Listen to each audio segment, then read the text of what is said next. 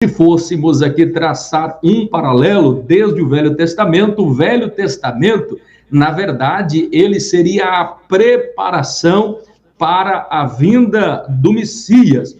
Os 4 evangelhos, na verdade, seria aqui como se fosse o cumprimento das profecias lá do Velho Testamento. Então, os evangelhos seria o cumprimento de todas as promessas do Velho Testamento, agora sendo cumpridas em Cristo Jesus. O livro de Atos seria aqui o fundamento da igreja, a expansão da igreja, e as cartas de Paulo, as epístolas universais, bem como também Hebreus, ele é a explicação da mensagem de Cristo Jesus. Se os evangelhos é o cumprimento das promessas, as cartas e epístolas gerais, na verdade, são aqui a explicação de quê? Da mensagem de Cristo Jesus. E o livro de Apocalipse fecharia aqui como se fosse para nós o cumprimento de todas as coisas, ou a consumação de todas as coisas na pessoa bendita de Cristo Jesus. Nesta sequência da linha aqui de pensamento, se as cartas, ela é, na verdade, a explicação da mensagem de Cristo, aqui, Hebreus, esta epístola maravilhosa aqui, ela vai um pouco mais além. E por que ela vai um pouco mais além? Porque muitos dos estudiosos, na verdade, se tivéssemos aqui um 5º evangelho, a carta ou a epístola aos Hebreus seria o 5º evangelho. E por que, pastor Eurípides, seria o 5º evangelho? Dada a sua importância, dada a sua canonicidade tão bem reconhecida dos fatos a respeito e acerca de Jesus. Porque se nos evangelhos registra tudo aquilo que Jesus fez enquanto estava aqui na terra, nós vamos observar que agora aqui na epístola aos Hebreus, ela vai continuar registrando os atos de Jesus depois da sua ressurreição. Logo, se os evangelhos registram o que Jesus fez, Hebreus registra o que Jesus continua fazendo e o que continuará fazendo até a consumação dos séculos. Perceberam aí a importância que é, na verdade, a epístola aos Hebreus. De fundamental importância nós entendermos e compreendermos tudo isso. Essa maravilhosa epístola, ela na verdade é um tratado teológico a respeito da divindade de Cristo, das ciências judaicas e o sacerdócio, como funcionava.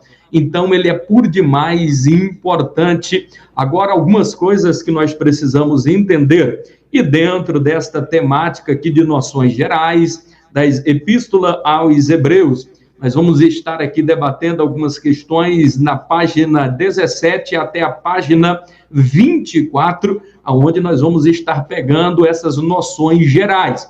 Dentre elas, vamos estar observando a data em que foi escrito, quem escreveu a epístola aos Hebreus, por que foi escrita essa carta. Então, todas essas perguntas serão respondidas, inclusive a data que foi escrita e aonde foi escrita. Então, essas noções gerais aqui, preliminares, ela vai nos dar conta de todos estes pormenores aqui. Pois bem, vamos aqui dentro dessa ótica, vamos observar primeiro, o tema central de Hebreus, ele vai girar em torno, se tivéssemos que resumir em uma frase, o tema central aqui da epístola aos Hebreus, nós resumiríamos ela como sendo a superioridade de Cristo sobre todas as coisas. A superioridade de Cristo sobre todas as coisas. Porque Cristo Jesus, ele é superior a todas as coisas. Louvado, engrandecido seja o nome do Senhor Jesus que vive e que reina de eternidade a eternidade. Se não vejamos dentro agora ainda dessas noções gerais, nós gostaríamos de estar falando aqui muito rapidamente sobre por quem foi escrito Qual foi o escritor da Epístola aos Hebreus? Está aí uma pergunta muito difícil de ser respondida. E por que é difícil de ser respondida? Porque simplesmente o livro, ele não diz quem é o autor. Normalmente, a gente observa, nos finais ou nos filmes, os créditos vão ficar sempre lá mais no final.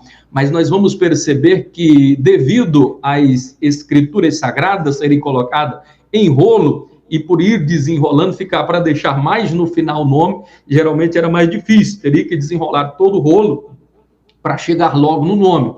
Então, por isso que costumava-se escrever logo nas linhas iniciais quem estava escrevendo o livro. Mas, na verdade, é que a Epístola aos Hebreus, ela não nos dá essa indicação de quem, de fato, escrevera a Epístola aos Hebreus. A bem da verdade é que algumas conjecturas são feitas, mas são apenas conjecturas. Não dá para se fechar uma questão de quem verdadeiramente tenha escrito a Epístola aos Hebreus. Evidentemente que tem algumas concepções que são mais aceitas. Dentre elas, nós gostaríamos de estar passando 4 delas aqui para vocês. Por exemplo, há uma concepção, e essa é dada por Tito Flávio Clemente, lá de Alexandria, o sábio de Alexandria, mais conhecido como Clemente de Alexandria. Por volta do ano 200 depois de Cristo, ele defendia a autoria aqui de Hebreus como sendo o apóstolo Paulo quem tivera escrito esta epístola tão maravilhosa. E se isso for verdade, então nós vamos ter aqui mais da metade de todo o Novo Testamento sendo escrito aqui pelo apóstolo Paulo, dada a importância que foi o apóstolo Paulo. Então, se não vejamos, mas há alguns argumentos que, na verdade, vão contrário a essa concepção. Primeiro, eles dizem que não pode ter sido o apóstolo Paulo por algumas razões, mas existem também razões pelas quais aqui Clemente de Alexandria enfatiza de que, de fato, foi o apóstolo Paulo. Dentre as razões argumentativas que ele dava a esse respeito, enumeramos aqui uma onde ele defendia que, dada a complexidade aqui da carta ou dessa epístola aos Hebreus ser tão grande, tão complexa, então só poderia ter sido mesma escrita por alguém com tanto conhecimento básico, teológico e hebraico das leis, como sendo o apóstolo Paulo. Então, ele defende que Paulo foi o escritor, escreveu primeiro em hebraico, e depois ele passa para Lucas, e Lucas agora transcreve para o grego. Então, a argumentação dele de que fora Paulo era de que existiam poucos líderes religiosos naquele tempo, naquela época, que pudesse realmente escrever algo tão complexo, tão teologicamente perfeito, com tanta erudição e clarezas de detalhes aqui a respeito da lei mosaica, que não fosse alguém aqui dentro das características de Paulo. E ele não enxergava pessoas ou muitas pessoas com essa característica naquela época. Então, na verdade, a sua argumentação tem alguma razão de ser, mas também não podemos fechar aqui alguma questão, porque não fora apenas Paulo que tinha erudição na época, existia muitos outros. A verdade, ele argumenta que era pouco, mas existia vários outros. Poderíamos citar, por exemplo, João Marcos, que falava pelo menos 4 línguas, ele era um poliglota. Lucas também poderia, na verdade, ter escrito, embora que ninguém defenda que tenha sido nem João Marcos e nem Lucas, mas existiram vários outros, inclusive da escola de Gamaliel, da escola de Liel, que era a mais bem conceituada da época da qual o apóstolo Paulo pertenceu. Então, alguns deles se converteram. Então, existiam, sim, alguns eruditos dentro da fé cristã. Então, esse argumento, ele não tem uma base, ainda que tenha uma razão de ser, mas ela não podemos aqui, de forma nenhuma, fechar uma questão e dizer, foi o apóstolo Paulo. Primeiro, porque as nuances vai denunciar que não foi Paulo. Se você for analisar Hebreus com as cartas de Paulo, você vai perceber algumas discrepâncias, algumas tonalidades diferentes, algumas nuances diferentes. Por exemplo, o escritor aos Hebreus, quando ele iniciava um capítulo, ele se detinha por todo o tempo, falando naquele capítulo, praticamente, às vezes até mais de um capítulo, sobre o mesmo tema. Já o apóstolo Paulo, ele discorria sobre a sua temática em suas cartas de forma diferente. Em cada capítulo ele falava sobre várias questões, sobre vários paralelos, sobre vários pontos de vista. Ele comentava vários assuntos, embora que com muita intelectualidade, muita propriedade e profundidade, mas aqui as características da forma de escrever é diferente de Hebreus para as demais as outras cartas aqui do apóstolo Paulo. Por isso, então, assim, muitos defendem de que não foi Paulo quem escrever essa carta. Nós poderíamos agora também citar um outro grande nome. No ano 1517, o reformista Martinho Lutero, responsável aí pela reforma protestante. Martinho Lutero afirmava-se dentro das suas concepções de que, na verdade, quem escrevera a epístola aos Hebreus tinha sido, de fato, Apolo. E ele discursava, inclusive, e pegava alguns achados históricos, dentre eles de Filó, de Alexandria, onde ele levava a crer que poderia ser muito bem este Apolo quem tivera escrito esta epístola aos Hebreus, dada a forma eloquente como Apolo pregava. Ele pregava com conhecimento judaico profundo muito grande, um conhecimento filosófico muito grande que Apolo tinha. Então ele tinha, sim, as características e os atributos necessários para terem escrito e reivindicar aí a epístola de Hebreus que tenha sido escrita aí por ele. Então Martinho Lutero defende essa concepção aí de que, na verdade, fora ele, Apolo, quem escrever a epístola aos Hebreus. Contudo, há divergência sobre esse ponto de vista aqui, sobretudo outras afirmações de pais na fé que contestam isso. Nós poderíamos aqui também citar uma outra afirmação, e muitos biblicistas, sobretudo nos tempos atuais, mais da escola liberal, que defende que, na verdade, a epístola aos Hebreus tenha sido escrita por Priscila e por Áquila. E por que é que ele defende que tinha sido Priscila e Áquila?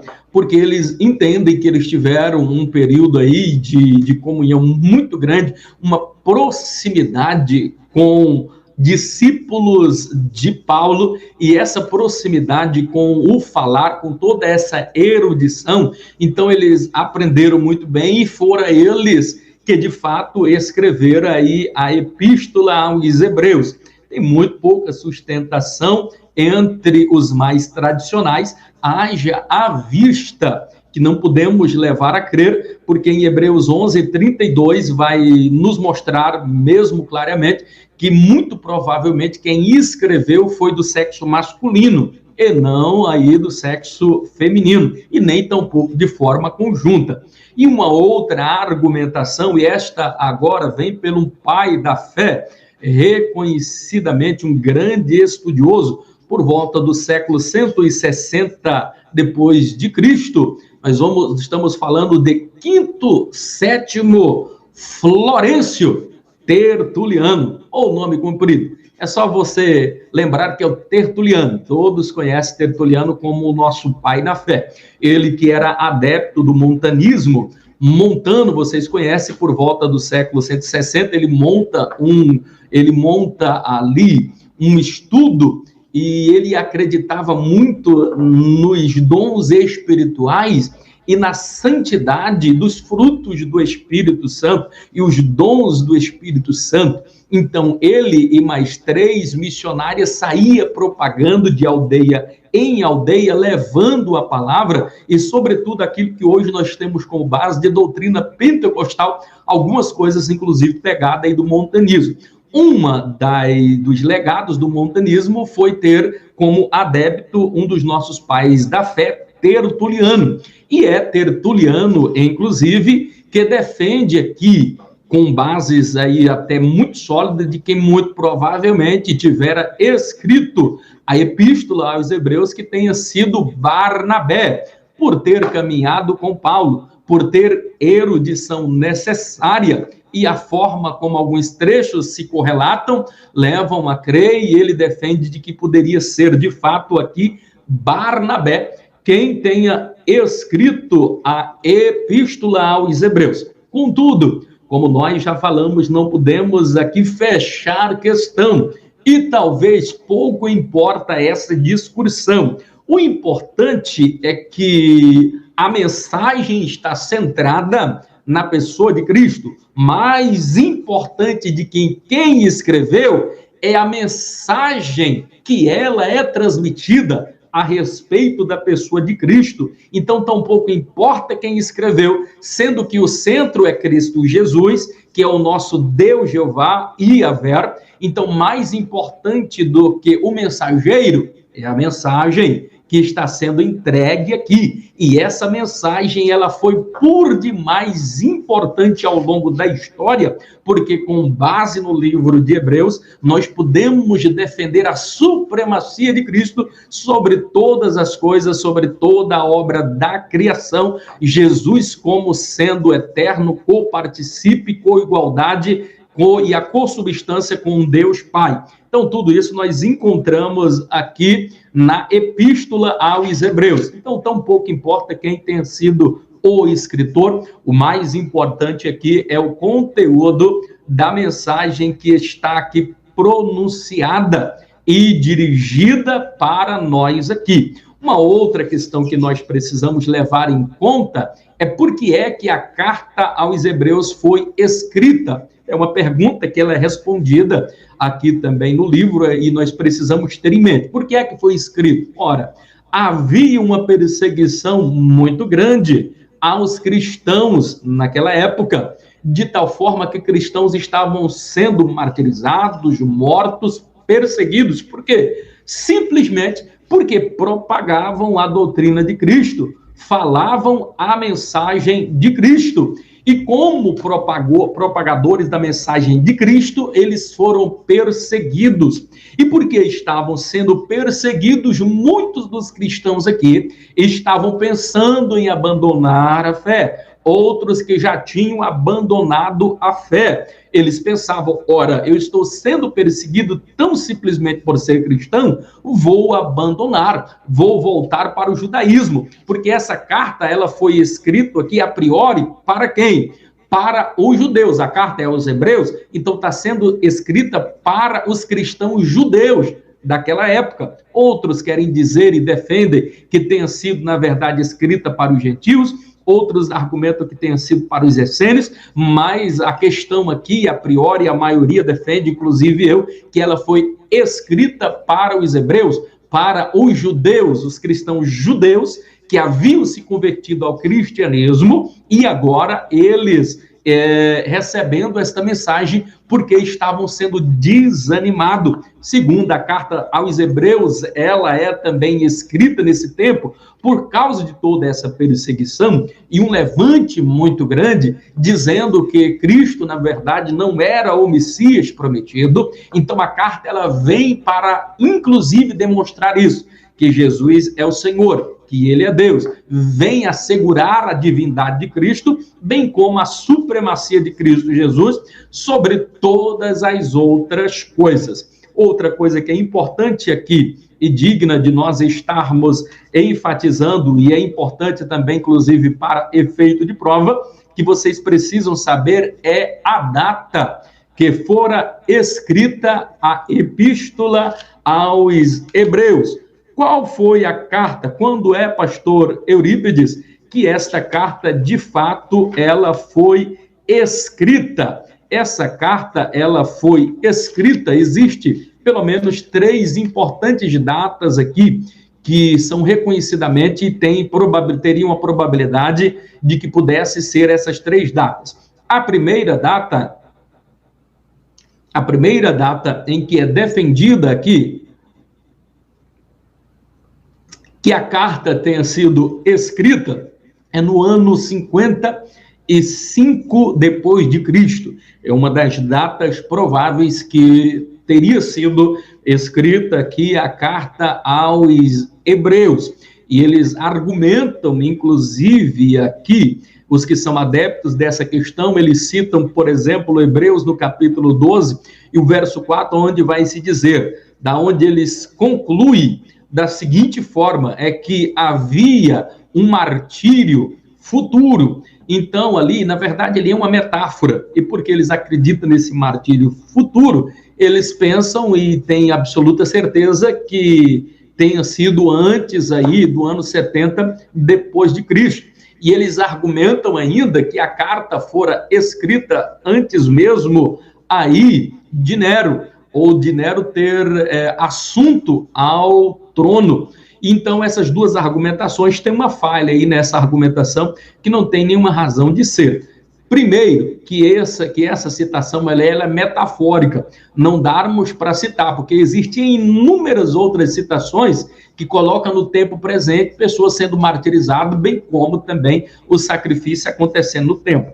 Então, não dá para nós fecharmos questão, e muito pouco provavelmente tenha sido aí no ano 55 depois de Cristo que fora escrita esta carta. Contudo, é uma data provável. Uma outra data provável é no ano 63 a 70 depois de Cristo. E eles, dentro dessa linha de concepção, argumentam de que isso aconteceu depois da morte do pastor Tiago, uma vez que Tiago era o pastor de Jerusalém, e se ele tivesse vivo, a carta teria sido endereçada a ele também.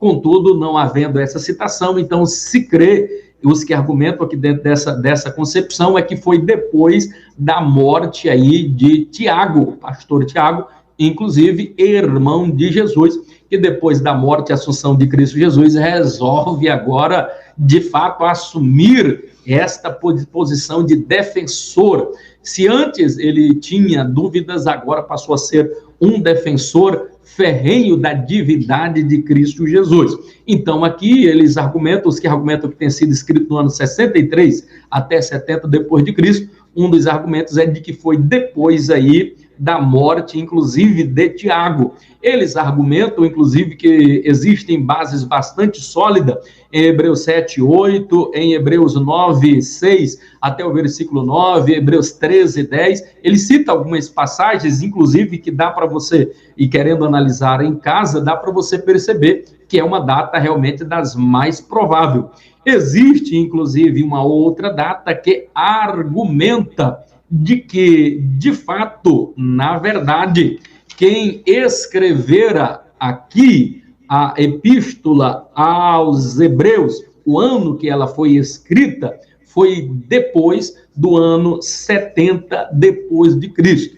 Eu penso que aqui é uma das datas menos provável que se tenha como ter a certeza que ela foi escrita. Eu argumentaria, porque nós temos algumas dúvidas em Hebreus, mas nós temos algumas certezas. Então, vamos partir aqui das certezas. Quais as certezas que nós temos aqui no livro de Hebreus? Primeiro, o livro de Hebreus, conforme nós observamos e já lemos aqui, é que, na verdade, ele foi escrito por um homem e não por uma mulher. Quer ver uma outra grande certeza que nós temos aqui? É que quem escreveu a carta aos Hebreus tinha um profundo conhecimento do grego. Uma outra certeza que nós temos aqui na carta, na verdade, é que quem escreveu a carta tinha um profundo conhecimento do Velho Testamento. Uma outra grande certeza é de quem escreveu a carta conhecia os ritos cerimoniais e religiosos da cultura judaica.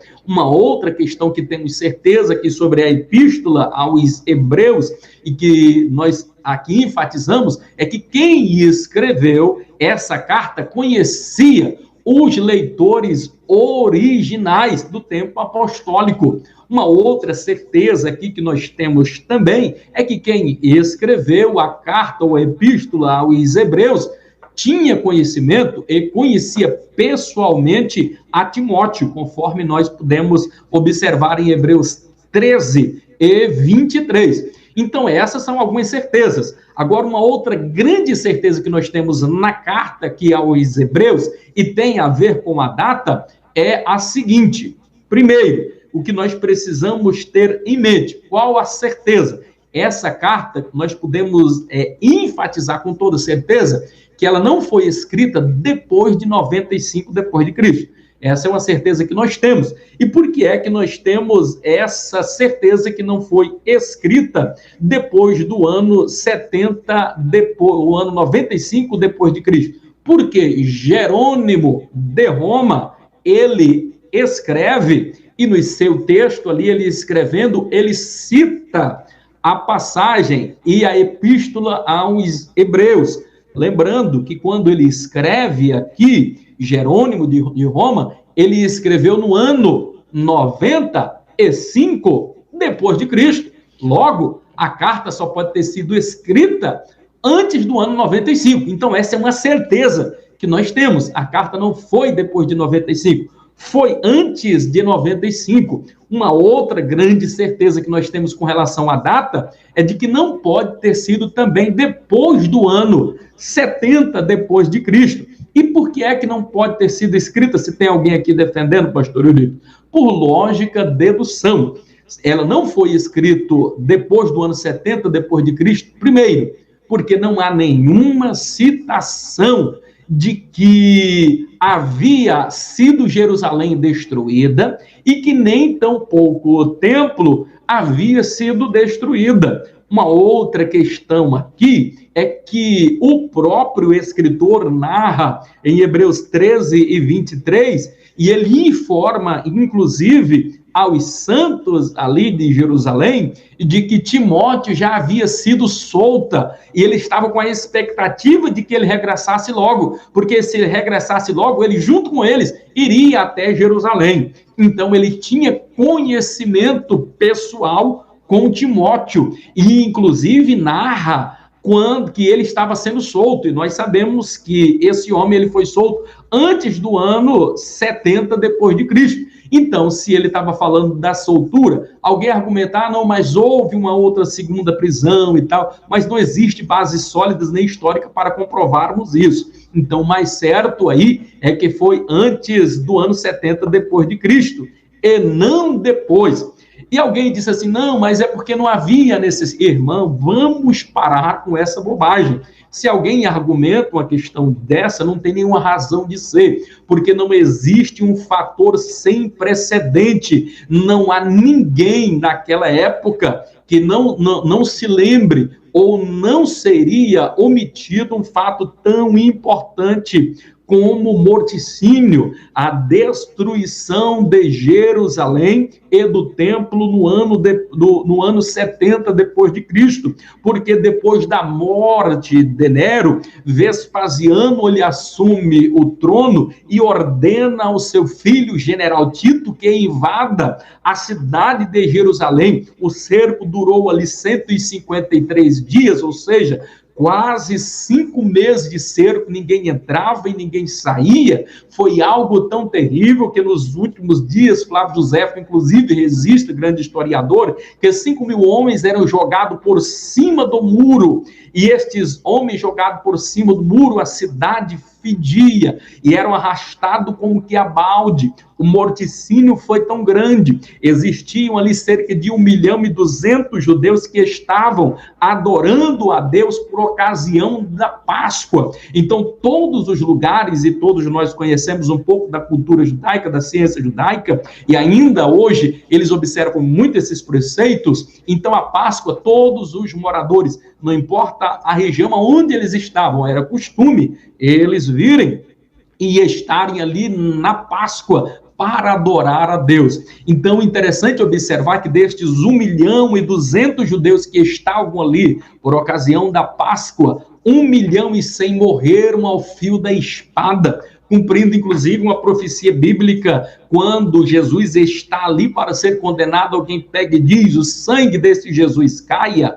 sobre a nossa cabeça e a cabeça de nossos filhos. E isso, inclusive, se cumpre aqui nesse ano 70 depois de Cristo. Muitas profecias bíblicas são cumpridas aqui no ano 70 depois de Cristo. Então, é notório. E a intenção aqui, os judeus, era de exterminar por completo todos os judeus. E não se imagina como é que os judeus não foram destruídos, porque desse morticínio sobreviveu apenas 100 mil. Desses 100 mil, parte deles foram mortos ali no Coliseu, que estava sendo inaugurado. E a festa do grande Coliseu durou 90 dias, aonde os judeus e cristãos eram mortos ali nas arenas pelos gladiadores e pelos algozes leões que mataram. Sobreviveu apenas 37 mil. Desses 37 mil que sobreviveram e foram espalhados, que eram os mais fortes, foram vendidos como escravos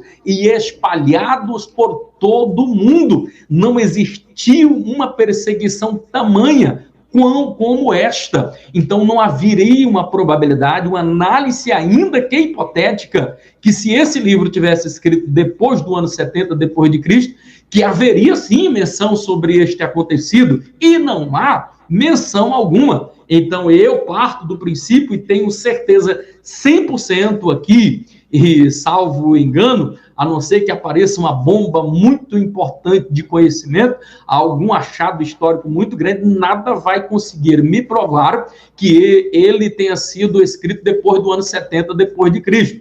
Eu quero crer que a epístola aos Hebreus tenha sido escrita no ano 63 até 70 depois de Cristo, pelas razões óbvias que nós aqui já estamos argumentando. Louvado e agradecido é o nome do Senhor Jesus. Eu preciso ganhar tempo agora, e nós vamos agora para a página 29 do nosso livro. Acabamos que nos detemos boa parte do tempo aqui, a gente precisa dar uma aceleradinha aqui agora. Na página 29 aí do seu livro, página 29 até a página 33, onde vai estar falando sobre a canonicidade da epístola aos Hebreus, canonicidade da epístola aos Hebreus. E nós vamos observar que desde o capítulo 1, e o capítulo 1 de Hebreus, ele já vai começar aqui muito acelerado. Percebam, ele vai começar aqui muito acelerado. Primeiro, ele já começa defendendo aqui a supremacia de Cristo Jesus sobre todas as coisas. O capítulo 1 de Hebreus já começa acelerado mesmo, de pé embaixo, defendendo aqui a supremacia de Cristo Jesus sobre todas as coisas. Aqui nós vamos observar, logo nos primeiros capítulos, sendo defendida a canonicidade da epístola e a divindade de Cristo e a supremacia de Cristo Jesus sobre todas as coisas. Logo aí no capítulo de número 1, nós vamos observar, inclusive, já começa aqui dizendo que Cristo ele é superior aos profetas. Ora, porque não existiu nenhum profeta que foi eterno, então ele é superior, não precisa nem argumentar, Jesus ele é superior aos profetas. Segundo, ele começa enfatizando que Jesus é superior aos anjos. Inclusive, em Hebreus, no capítulo 1, aí no verso de número 3, já vai começar dizendo aí, porque a qual dos anjos Deus jamais disse, tu és meu filho, hoje te gerei, e outra vez eu lhe serei por pai, e ele me será por filho. Então, assim, nós vamos observar em outras passagens na Bíblia, aqui enfatizando e mostrando, Hebreus vai deixar isso bem claro, que Jesus é para ser adorado e venerado. E nenhum anjo, ao longo de toda a história, que em todo o conhecimento da Bíblia você vai observar, não existe nenhum anjo na história que vai aceitar ser adorado. Então, Jesus, ele é superior aos anjos. Pastor, mas não existe nenhuma passagem, não. Nenhum anjo pode receber adoração, nem mesmo Miguel, que é o arcanjo poderoso que arregimenta as forças para a batalha e que estará presente no toque da trombeta de Deus, ao som da trombeta, a voz do arcanjo, ele ali, inclusive tão poderosamente, mas nem ele ousou adorar. Então, quando alguém ia se prostrar, ele, não, eu sou teu conservo, somente ao Senhor teu Deus adorarás. Então, nem Miguel aceita a adoração, nem um anjo pode aceitar a adoração. Pastor, mas eu vi no Velho Testamento uns anjos ali aceitando a adoração. Mentira, nenhum anjo pode receber adoração. Se tem um anjo lá, é o anjo da teofania, esse sim, prefigura e representa o próprio Cristo Jesus, Deus. Então, Jesus é Deus. Então, ele pode receber adoração. Qual é o papel dos anjos? Hebreus, ele nos explica aqui no verso 13 do capítulo de número 1, que eles são espíritos ministradores, que estão a nosso dispor para trabalhar em nosso favor, aqueles que acreditam em Deus e que estão aqui, os santos do Senhor. Então, os anjos, eles estão à nossa disposição, a nosso encargo, segundo a vontade de Deus, segundo os desígnios de Deus. Essa é a função muito clara. E Jesus, ele está acima. E é isso que a carta, a epístola aos Hebreus, ela vem enfatizar, que Jesus, ele é superior aos profetas, é superior, inclusive, aos anjos. Terceiro, ele vai enfatizar, já agora no capítulo 3 de Hebreus, que Jesus, ele é superior, inclusive, a Moisés. Moisés, irmãos, ele é um divisor de águas, porque todo o Velho Testamento, ele vai prefigurar a respeito da tônica daquilo que é transmitido por Moisés, os 10 mandamentos. Então, Moisés, se nós fôssemos aqui dividir por importância, no Velho Testamento, a figura mais importante é a figura de Moisés, porque representa a lei. Se nós formos agora pegar o Novo Testamento, não existe uma figura mais importante do que o Messias, porque ele é o cumprimento de toda a profecia bíblica. Então, vamos analisar por parte. Se o Velho Testamento é a sombra das coisas futuras, a sombra para que vai ser revelado lá no Novo Testamento, a saber, a respeito de Cristo Jesus, então esse livro aqui, ele vai enfatizar de forma muito segura, Hebreus, inclusive, no capítulo 3, o versículo 1 até o versículo de número 6, você vai encontrar afirmação tais como essa, dizendo, porque ele é tido por muito maior glória do que a Moisés. Então, assim, Hebreus, ele está dizendo, enfatizando que Jesus, ele é digno de quanto maior glória do que Moisés, porque Moisés falhou, Moisés errou, Moisés era homem, e Jesus é Deus, ele é coparticipe da divindade com Deus, Deus Pai, Deus Filho e Deus Espírito Santo. Então, ele é superior. E até Moisés, nós vamos observar ele falando em passagens como, por exemplo, Deuteronômio, no capítulo de número 18 e o verso de número 15, aonde ele próprio, Moisés, dizia que depois dele viria um profeta maior, para quê? Para aperfeiçoar a lei. De quem ele estava falando? Isso aqui é extraordinário, irmãos. Ele estava profeticamente falando a respeito do Messias prometido, falando de Jesus. Quem é que aperfeiçoou a lei? Porque Jesus, ele não veio para desfazer da lei, ele veio para cumprir a lei. É por isso que é dito que a lei e os profetas duraram até Cristo. E por que duraram até Cristo? Porque Cristo é o cumprimento. Se havia a lei que falava a respeito dele, os profetas e os salmos que falavam a respeito dele, agora é o cumprimento no Novo Testamento de tudo aquilo que havia sido dito e profetizado lá no Velho Testamento. Então, Hebreus, ele vai deixar aqui muito claro, mas muito bem claro mesmo, a supremacia de Cristo Jesus sobre todas as coisas, inclusive do maior homem da história até então, que era Moisés. Então, Jesus, ele é superior a todas as coisas. Quer ver uma outra questão? Já no capítulo de número 4, ele vai seguir nessa tônica, o escritor, dizendo que Jesus, ele é superior a Josué. Nós sabemos que Josué, ele foi, na verdade, o sucessor de Moisés.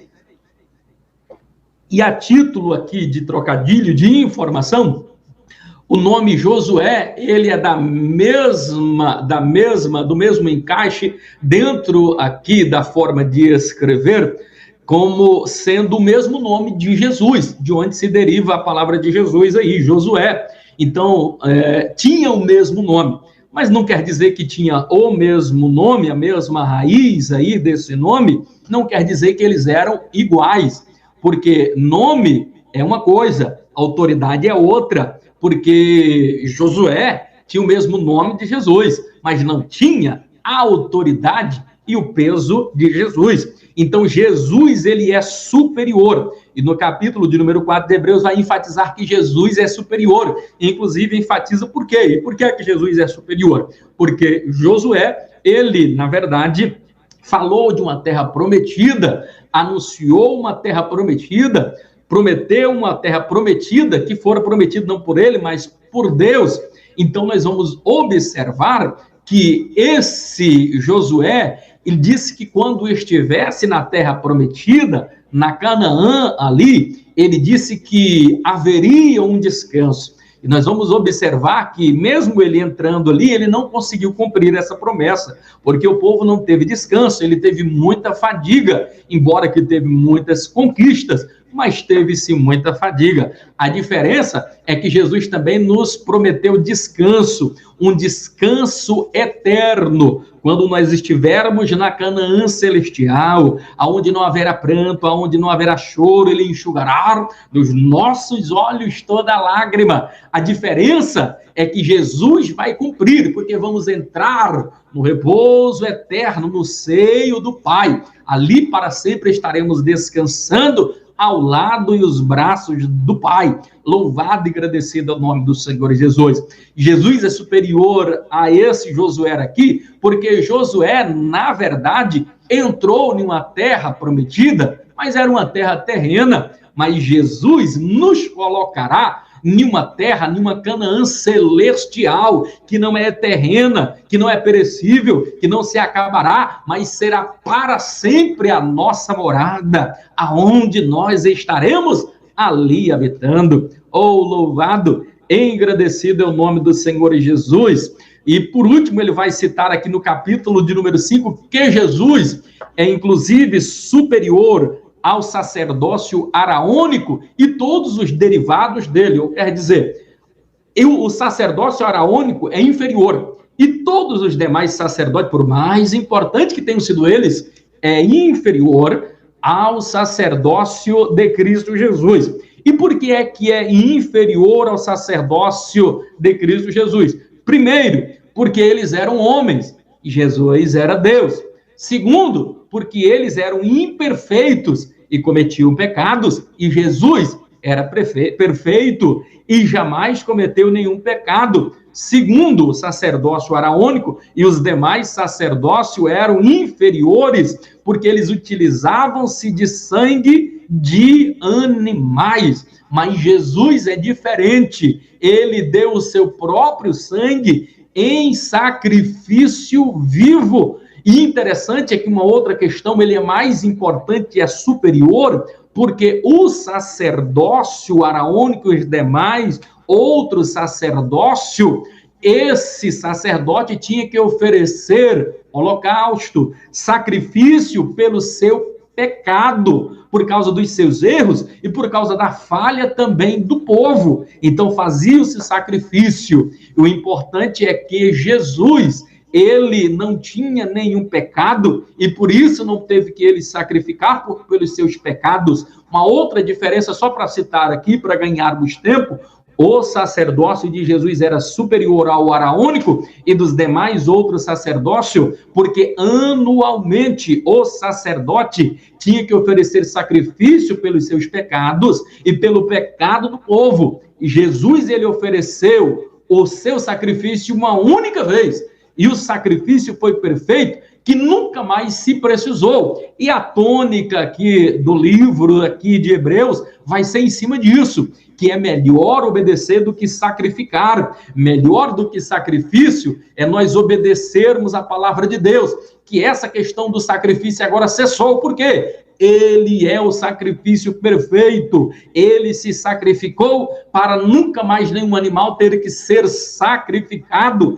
O sacrifício de Cristo Jesus é suficiente. Isto significa dizer que não precisa você escrever o nomezinho, reunir-se em um local secreto, em um monte, num tal de G12, um encontro com Deus, lá em um monte sublime, liberar perdão para Deus, liberar perdão para o seu pai, para a sua mãe, liberar perdão quando você ainda estava lá no ventre da sua mãe. Não precisa dessa bobagem toda, porque Jesus, ele já se sacrificou. A gente não pode anular o sacrifício de Cristo Jesus na cruz do Calvário. Esse sacrifício foi uma única vez. O que ele requer agora de nós é obediência, porque melhor é obedecer do que nós sacrificarmos. Louvado e agradecido é o nome do Senhor Jesus.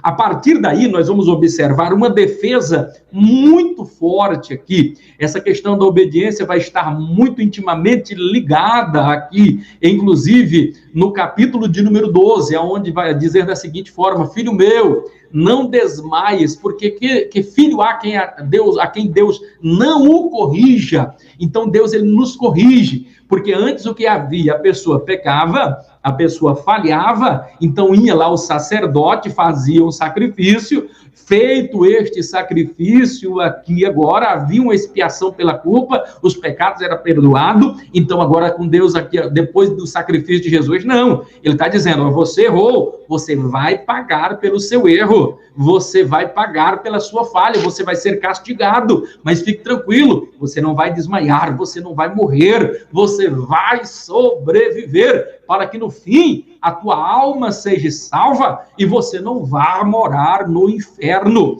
Então essa é a tônica aqui de Hebreus, aonde ele vai trabalhar muito em cima aqui dessa questão da santidade, de nós termos essa paz. Hebreus 12, 14 vai dizer assim: segui a paz com todos e a santificação, sem a qual nós não veremos a Deus. O livro vai trabalhar muito em cima disso. Não basta sacrifício, agora tem que haver santificação. O sacrifício de Cristo Jesus já houve, agora vocês precisam obedecer, precisam se santificar, se consagrar ao Senhor. Uma outra questão aqui muito importante, que o livro ele vai aqui demonstrar para nós, é a veracidade dos ensinos de Cristo Jesus, a supremacia de Cristo Jesus, como sendo co-participe, co-autor, co-regente, co-substancial, co-herdeiro de Deus, que Jesus e o Espírito Santo também são Deus, estão na mesma posição. Então aqui, inclusive, essa carta está sendo escrita por causa disso, para defender alguns excessos, alguns que duvidavam da divindade de Cristo Jesus. Inclusive, movimentos que foram muitos outros que foram surgindo depois, posteriormente, e que se não fosse a carta aqui, principalmente dos Hebreus, muitas dúvidas teria-se a respeito da divindade de Cristo Jesus. Então, esses escritos foram muito importantes, sobretudo no ano 325, quando estavam reunidos ali no concílio de Nicéia, aonde foi defendido que Jesus era co-herdeiro, que Jesus era consubstancial, que Jesus era divino, que Jesus era Deus, bem como também o Espírito Santo, e ali a doutrina da Trindade. Então ali ficou-se estabelecido, e muito se deve também a essas epístolas, epístola aos Hebreus, que nos mostrou claramente isso daqui, e que era combatido pelo embionismo, pelo arianismo. Então essas doutrinas de Arion foram totalmente debatidas, vencidas, excomungadas e retiradas da pauta a partir do ano 325, ali nesse concílio, o concílio de Nicéia. E eu falo a respeito disso, queridos, é porque tem muitas pessoas que ele tem dúvida. Se você tem dúvida a respeito da divindade de Cristo, leia epístolas como a de Hebreus, leia como as cartas de Paulo a Efésios, a Filipenses, a Colossenses, a Tessalonicenses. porque vai, inclusive, ratificar essa questão da divindade de Cristo Jesus, para não acontecer o que está acontecendo agora entre muitos judeus e muitos cristãos que têm dúvida a respeito da divindade de Cristo Jesus. Eu falo sobre isso daqui, já finalizo porque o nosso tempo está acabando, a importância de você ter isso como defesa de fé para a sua vida, para a sua crença em Cristo Jesus. Por exemplo, agora parece coisa de uns 3 dias atrás, eu fiquei extremamente triste, achei deplorável, lamentável, um homem como pastor José Akiva, pregador dos Gedeões, missionário, pregou o Brasil inteiro nos maiores congressos. As nossas igrejas pagavam cachês altíssimos para esse homem, e ele tinha um conhecimento aparentemente muito grande. Ele falava e defendia a divindade de Cristo com tanta propriedade. Ele falava a respeito de Jesus como sendo Deus. E agora, recentemente, agora nesse período de pandemia, em uma live, ele coloca lá dúvidas, inclusive apresentando agora, porque depois de um tempo, esse mesmo José Akiva, depois de já não estar recebendo tantos convites mais para pregar, já não está mais sendo tão requisitado no Brasil, é por isso que a gente tem que ter muito cuidado, irmãos. Quem é que está sendo o seu Deus? O seu Deus é o dinheiro ou o seu Deus é o Deus Jeová? Porque tem muita gente aí que o Deus dele é o dinheiro. Por que é que agora ele está negando a divindade de Cristo? Se até um dia desse, pregando em todas as igrejas do Brasil, ganhando muito dinheiro, ele defendia a supremacia de Cristo, a divindade de Cristo. Agora, ele vem diante ali, e é uma polêmica muito grande, eu ainda preciso ter certeza se de fato, mas eu assisti um pedaço da live e ele lá negando a divindade de Cristo. Porque com o passar do tempo, com o diminuir agora das suas agendas, o que eu percebo? Ele funda um ministério, e esse ministério não sei agora se é no Rio de Janeiro ou de São Paulo, mas um ministério com bases mais fincadas ao judaísmo, e agora, uma vez lá nessa nova igreja, nesse novo pensamento, ele renega agora a divindade de Cristo. Irmãos, e eu acho isto deplorável,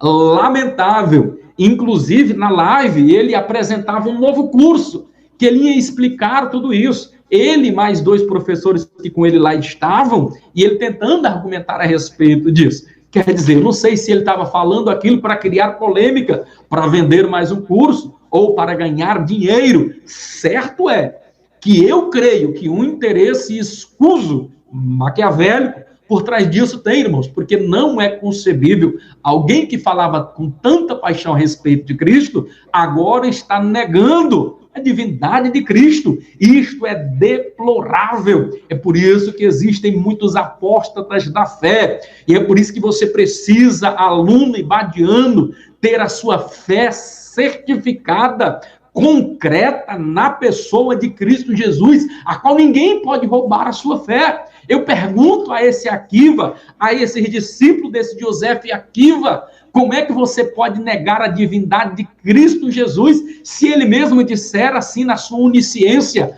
aonde estiver 1, 2 ou 3 reunidos em meu nome, lá eu estarei. Como é que Jesus faria isso? Só mesmo Deus, porque só Deus pode ser onipresente e estar em vários lugares. Em vários lugares, Jesus diz, aonde estiver 1, 2 ou 3 reunidos em meu nome, ali eu estarei. Não importa se no Brasil, não importa se na Itália, não importa se na Europa, não importa em que buraco seja, aonde você clamar, aonde você orar por Jesus, ali ele estará, irmãos. Isso é tão sério, como é que alguém em sã consciência consegue negar algo tão realístico que está ali aos olhos vistos na palavra de Deus? A onipotência, nem vou falar, olha a onipotência de Jesus através dos milagres. olha a onipresença, a onisciência. Natanael ficou tão abismado quando Jesus disse assim: olha, Natanael, eu vi o que você estava fazendo naquela figueira, não tinha ninguém lá. Ele se assustou. Como é que esse Jesus sabe disso? É a onisciência, é um atributo que só Deus tem. Jesus enfatizou que ele era Deus. As epístolas aqui mencionadas enfatizam que Jesus é Deus. Como é que eu posso negar este Jesus se a própria história ela é dividida em dois, em antes e depois de Cristo? Como é que alguém, e eu gostaria de dizer, eu um dia levantei a minha mão, aceitando a Jesus como meu Salvador, e tive a minha vida mudada.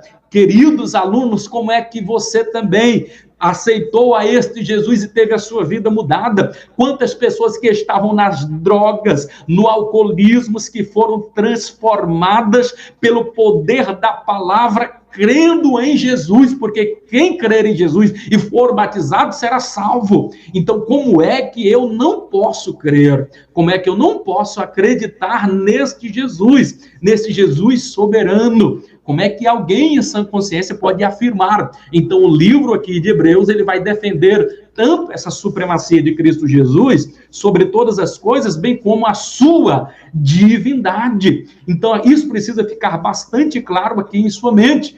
É por isso que, na verdade, Napoleão Bonaparte, em um momento de reflexão, ele dizia assim: olha, eu tenho 2 milhões de soldados à minha disposição, e pela força eu os subjuguei, mas eu admiro Jesus Cristo de Nazaré, porque não foi por força, não foi por violência, mas tão simplesmente pelo amor. Ele conquistou não só 2 milhões de pessoas, mas conquistou o mundo inteiro. Louvado, engrandecido ao nome do Senhor Jesus. Grande abraço a todos vocês, ebadianos. Estamos concluindo aqui a nossa aula. Preparem-se para a unidade 2, onde vamos estar agora dando continuidade falando sobre as epístolas gerais. Grande abraço a todos, abraço ao pastor Paulo Rodrigo, diretor da escola, abraço ao pastor Amarildo Martins, nosso pastor presidente, pastor Silas Batista, coordenador do DEC, pastor Irisvan Batista, homem de Deus, conselheiro aí do DEC. Grande abraço a todos. Termino aqui